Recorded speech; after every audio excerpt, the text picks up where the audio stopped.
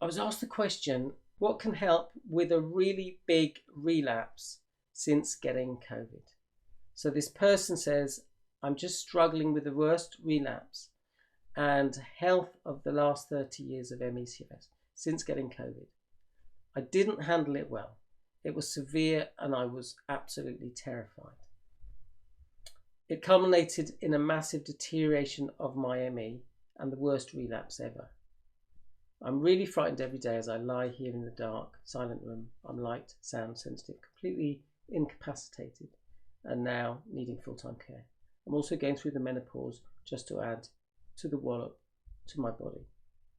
She says before getting COVID, she was doing well, was getting out and about, and was exploring the area because she'd moved to a new area and was happy. And she's had relapses, but she feels that this has beaten her. So let's go into that. She says, I know deep down that it will change and hopefully improve, but I just seem to have lost my faith and it seems a long way off. So how do I cope with lying here? So first of all, sorry to hear that. And if you're watching this and have also experienced a relapse, a big relapse, having had COVID or for some other reason, my heart goes out to you, okay? I want to respond to what you've said, and I'm sharing these thoughts with love. But when you say, I was absolutely terrified and I'm really frightened every day, you know, if I was working with you, I'd want to know more about that, okay? First critical point that I want to make is that if you're in a state of fear, it's really hard for your body to heal, okay? So I'd want to know more. When you say, I was absolutely terrified, I'd want to know what you were terrified about. And when you say, I'm really frightened every day, I want to know more about that. So I'll get to that second point. So I'm guessing, but I might be wrong, that you were terrified because you got COVID. If that isn't the case, let me know. But if that is the case, then one of the things that really concerned me during these last 3 years is that there was a lot of fear-mongering by the media, by politicians. You know, at one point, Michael Gove said, we're all at risk. And this just patently wasn't true. And so a lot of people, even friends of mine who are healthy, were in a massive state of fear, okay? And they were saying to me, aren't you scared? And I said, no, I'm not scared, because I'm going to take care of myself. I'm going to eat well. I'm going to make sure I get sleep. I'm not, I don't drink too much alcohol anyway. I'm going to be exercising. I'm going to make sure I'm taking vitamin D, because a recent study said it had significant impact on hospitalization and death. And, there were people right at the beginning of COVID saying that people should be taking vitamin D supplements. Okay. Now, obviously, people were at risk if they had comorbidities. And according to Tufts University and Dr. Mark Hyman, there were things that these people could do that could improve their health status in days and weeks. Okay. So I think it's really, really important to just recognize that being in a state of fear is literally putting the brakes on your body's attempts to heal. So the first thing I do when I'm working with people, when they do my building resilience training, is we look at how to make that shift from fear to calm and trust. So I think it's really important that we understand that there's kind of two parts of us. There's the part of us that operates from trust, and there's a part of us that operates from fear. And unfortunately for some of us, the part of us that operates from trust gets shrunken, or it even kind of disappears. It's not there. And the part of us that operates from fear takes over. Okay? And so it's really important that we understand this dynamic, and we understand how we can make that shift from fear to trust, and actually get to the point where the part of us that operates from trust actually gets stronger. The part of us that operates from fear becomes more manageable. It's like we're taking care of our scared inner child. And I'll give you an example of that. I used to be a very anxious person.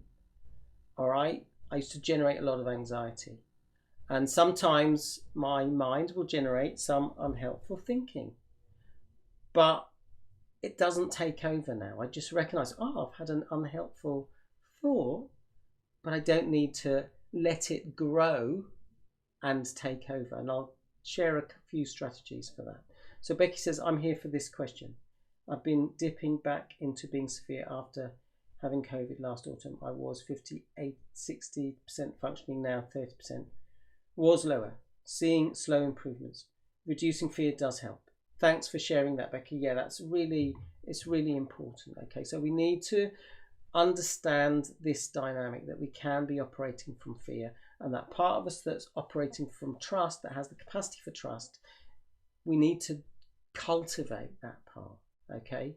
Because that does hold the key, I believe, to actually putting the body in a healing state. So we need to understand how we generate emotions, how we generate feelings, and how we process that. And again, this is something I talk about when I train people. If you want some free resources, I have created some videos on this, so check out my channel. There's a playlist on YouTube on how to deal with anxiety, strategies for dealing with dips and crashes. Okay, so check out those videos if you want to check out those free resources. One of the things we need to understand is that we do have the capacity for what I call supervision. We have the ability to be aware, to see patterns. Okay, so for example, we have the ability to recognize that when we're experiencing sensations, be they physical sensations or emotions that are very powerful, we can go to our mind and say, oh no, and that's going to result in more feelings of anxiety. Okay, if we have more feelings of anxiety, that might also affect our behavior, but it's going to actually increase our sensations. Okay, and then now we're experiencing more sensations in the body, more symptoms, and we just repeat this pattern.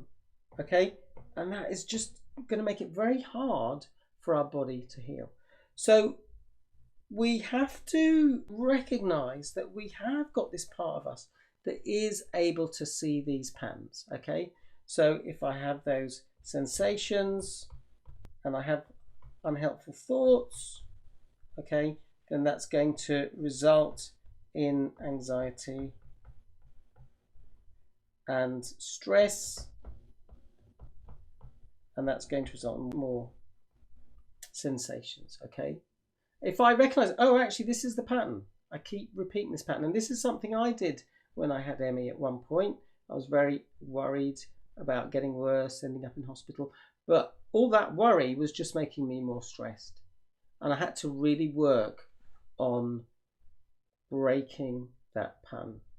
So I was just thinking today that I was chatting to a couple of clients at the beginning of the year who were very poorly, okay, and one of them was in touch this week and is doing much better, and I know the other one has been doing much better. They were in touch with me a while back, and they were very limited in what they could do.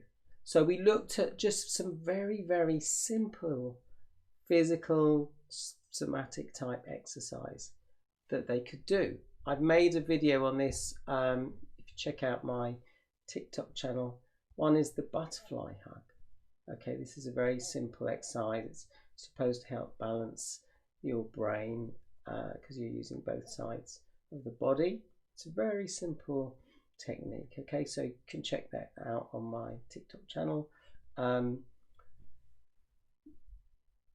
When a client is very physically limited, we might just do really simple exercises, like let's say they've got their hands on their belly, but what they're doing is they're just tapping 1, 2, 3, 4, 5, 6, 7, 8, 9, 10.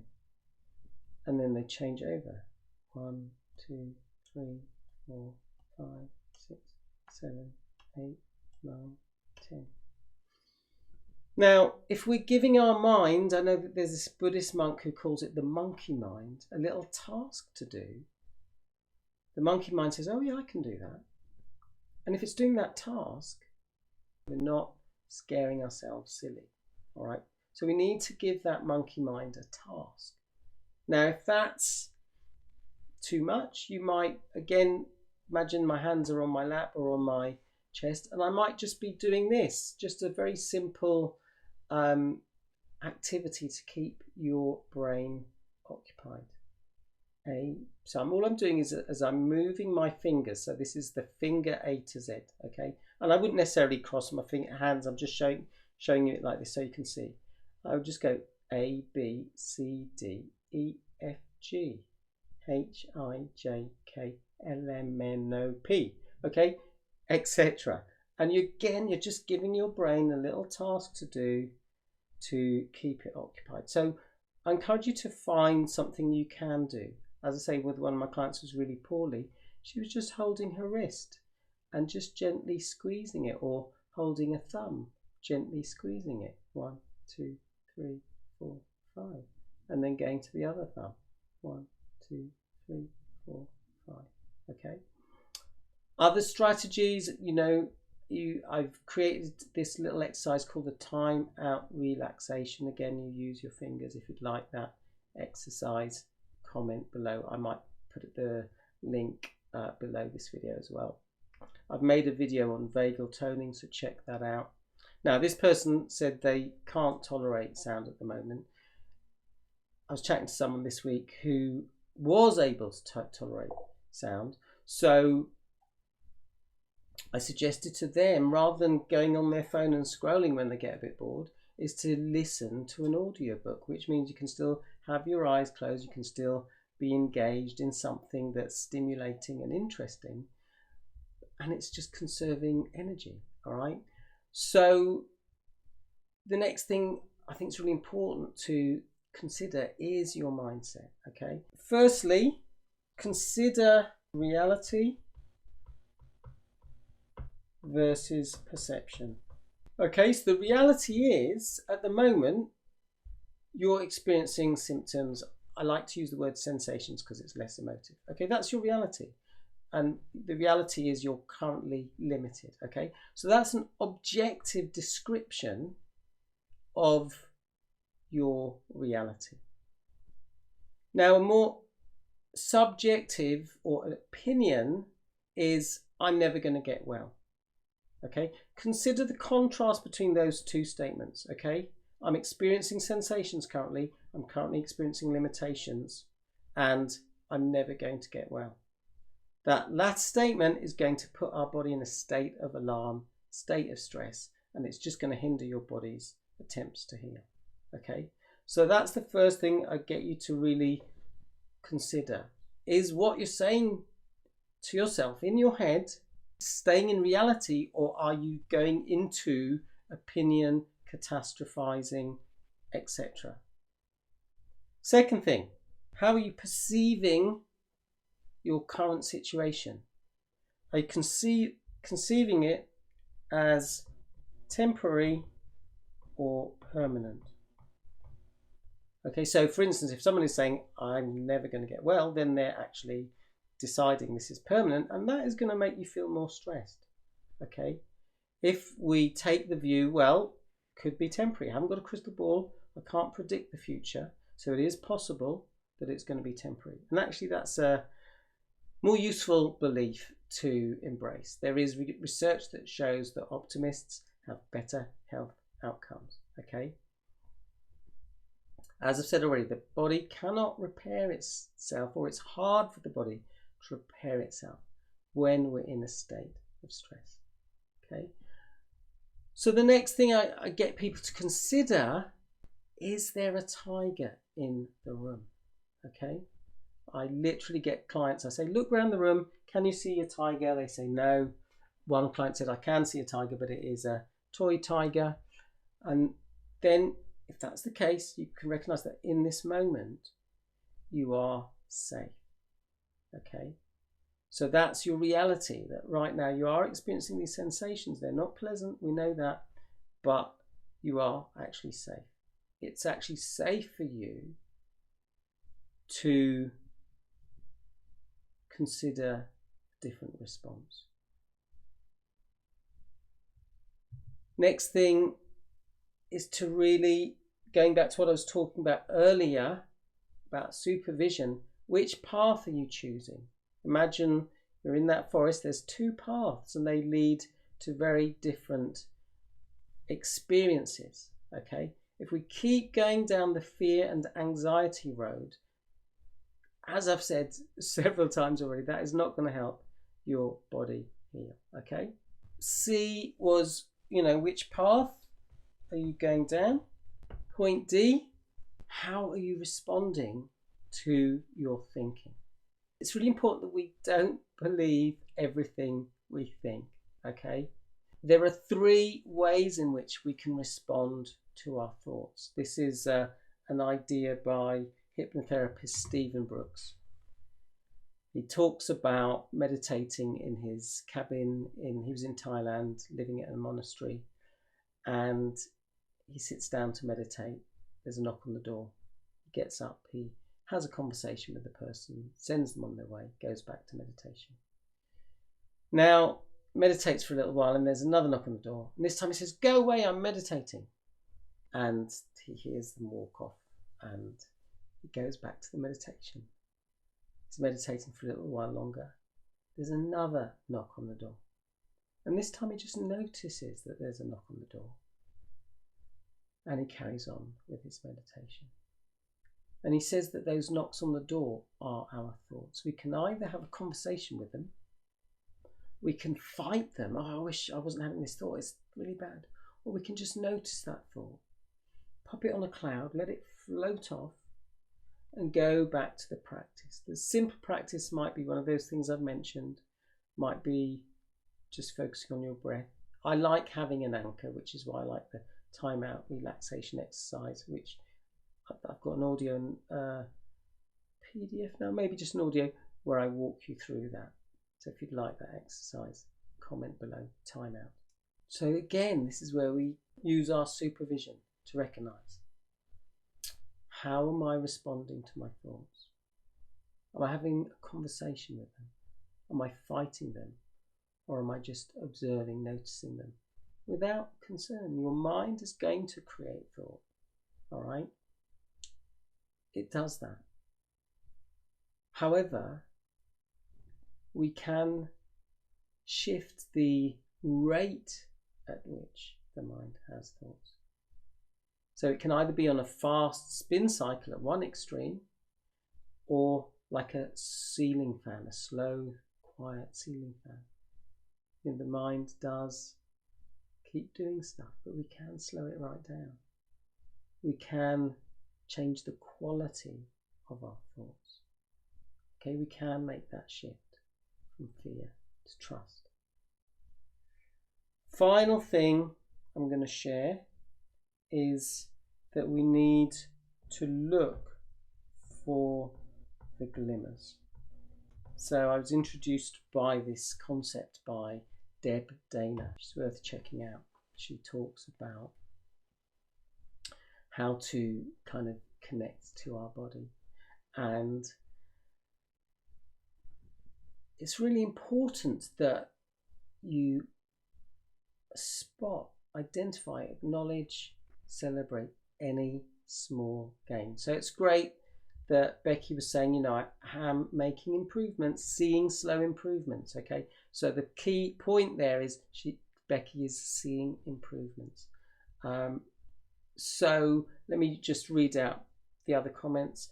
When my brain isn't experiencing anxiety, it goes to boredom. It's relentless at wanting to be busy. Yeah, so my question would be, when you go to boredom, what could you do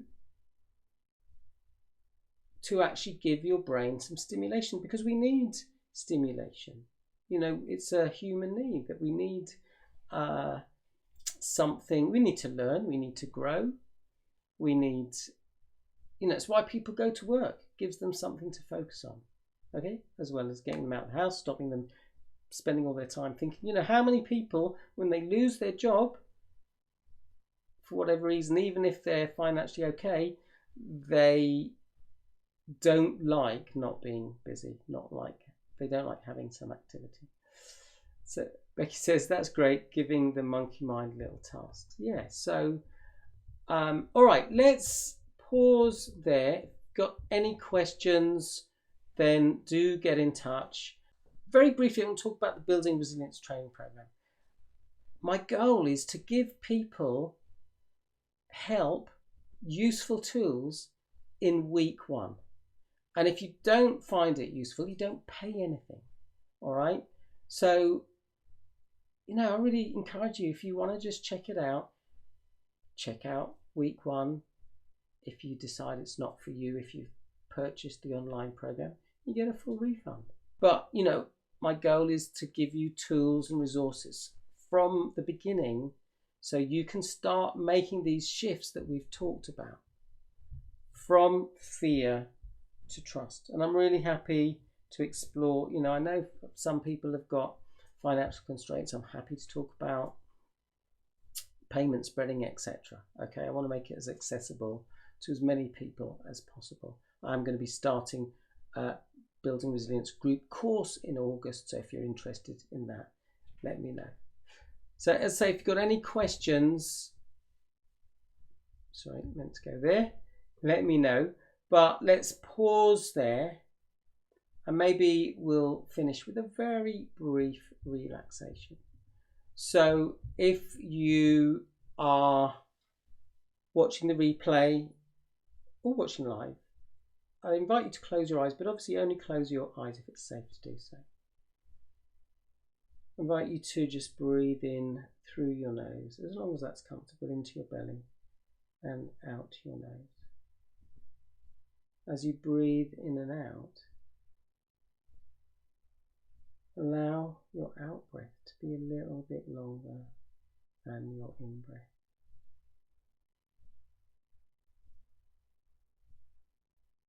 Imagine there's a thread pulling at the top of your head, just very gently, just improving your posture.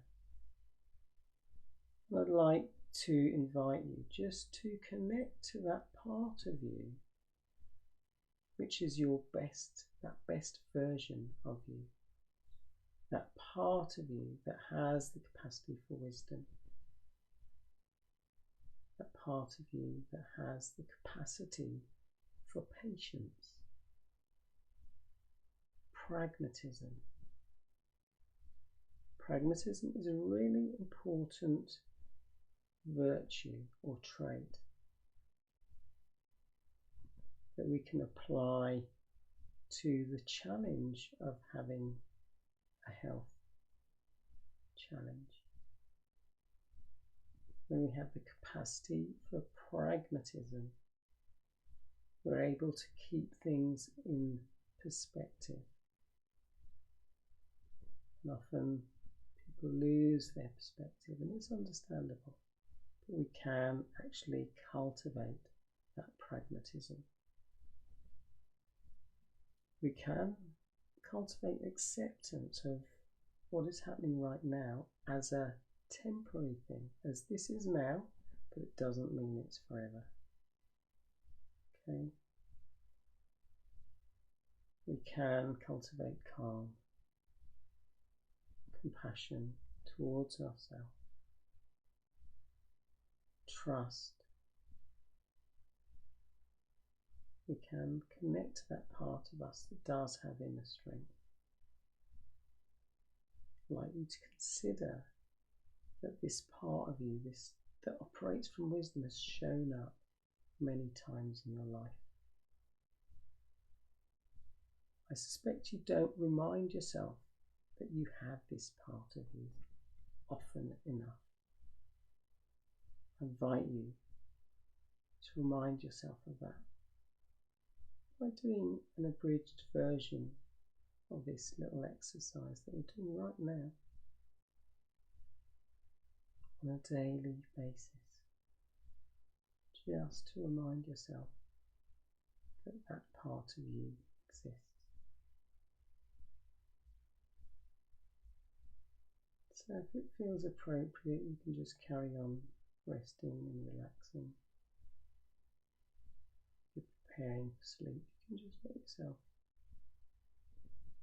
stay in that relaxed state. If you're getting up, then take your time, and when you're ready, you can carry on with your day. But for now, say thanks for watching. Do leave a comment. Love to know what your takeaway is. If you've got any questions, get in touch. Keep going, you've got this. Wishing you great health. Bye for now.